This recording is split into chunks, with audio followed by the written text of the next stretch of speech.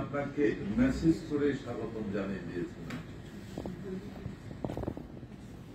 এর মধ্যে অনেক আলাপ আলোচনা হয়েছে, যে বক্তব্যগুলি এসছে আমার মনে হয় এর বাইরে দুই একটা পয়েন্ট এখন আমার মনে আসছে, বাকি সবগুলি হয়ে গেছে। আমাদের কুমিল্লার অত্যন্ত পরিচিত সম্পাদক, পত্রিকার সম্পাদক, যে বক্তব্য দিয়েছিল আপনাকে, আল্লাহ সারাইছে আপনি চেয়ার ছেড়ে উঠতে পারেন না, উঠতে হয় না এমন সময় আপনি এসে উঠছেন, তাইলে আপনি বুঝতেছেন কুমিল্লাটা একটা বগের মুলুক হয়ে গেছে। এখানে মানে নিঃশ্বাস নেওয়ার কোন পরিবেশ ছিল না, এটা হলো বাস্তব অভিজ্ঞতা। এবার তাদের দলীয় অনেক লোকদেরকেও ওই সময় শুনছি যে ভাই ওরা বিপদে আছে, অনেকের মধ্যে থেকে আমি শুনছি এই কথাগুলি, এটাই সত্য। আসলে আমি একে একে যে প্রবলেমগুলি আলাপ হয়েছে ওই প্রবলেমগুলির সাথে আমার মতে আরো কিছু সংযুক্ত করার প্রয়োজন মনে করছি কিনা সেগুলো। আমি একটা জিনিস পরিষ্কার, দলীয়করণ এমন একটা পর্যায়ে চলে গেছিল যেটা বিশ্লেষণ করার ভাষা এই মুহূর্তে আমার কাছে নেই। আপনি বুঝতেছেন ডিসি সাহেবকে উঠে দাঁড়ায় থাকতে হইব, বড় ভাই নিয়ে হয়েছিল, কি ছিল বড় ভাই অভিভাবক, কুমিল্লার অভিভাবক হয়ে গেছিল। তো বুঝতেছেন বাকিরা কিরকম সাফার করছিল।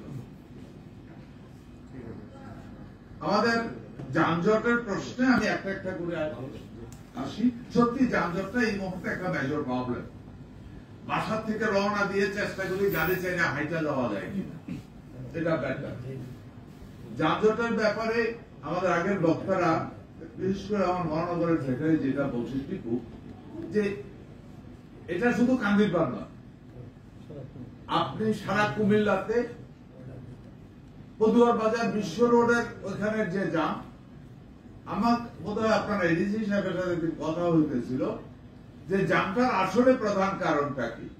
আমি একদিন ওই রোডে যাচ্ছিলাম, দেখা গেল রোডের চওড়া আছে হয়তো 35 থেকে 40 ফিট, বিশ্ব রোড যেটা আছে মেইন রোডটা 40 ফিট।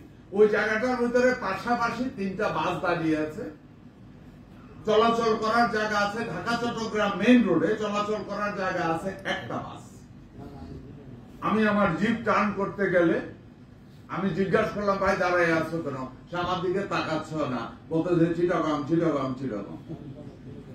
পরে জানতে চাইলাম কোন অধিকারে সে রাস্তাটার উপরে দাঁড়িয়ে আছে, বলে সে প্রত্যেক টিপে এখানে বুঝে। আমার জানার বিষয় পয়সাটা কে খায়, সে যেই হোক, ডেফিনেটলি সে সমাজের ভালো মানুষ, তাদেরকে খুঁজে বের করে।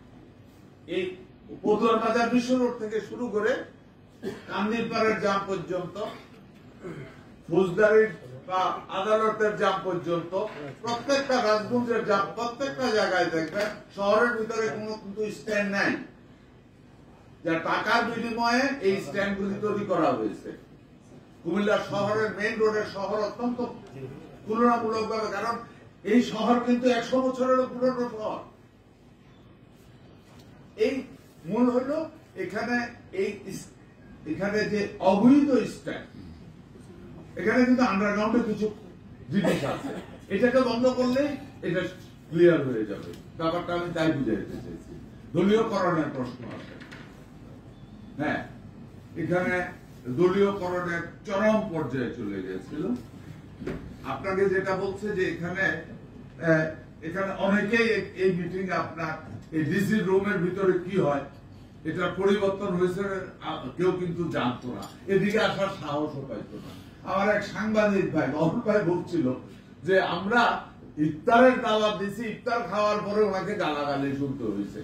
এক ভদ্রলোক আমাকে আদর করে খুব পছন্দ করে উনি পেয়ারা আনছে আমার বাসায় নিয়ে খাওয়াইলো, পরে দেখে আমি সালাম দিলে উনি অন্য দিক দিয়ে চলে যায়। জিজ্ঞাসা করলাম ভাই ঘটনা কি, করে যে গালাগালি তারে করছে, এখন আসেন আপনি।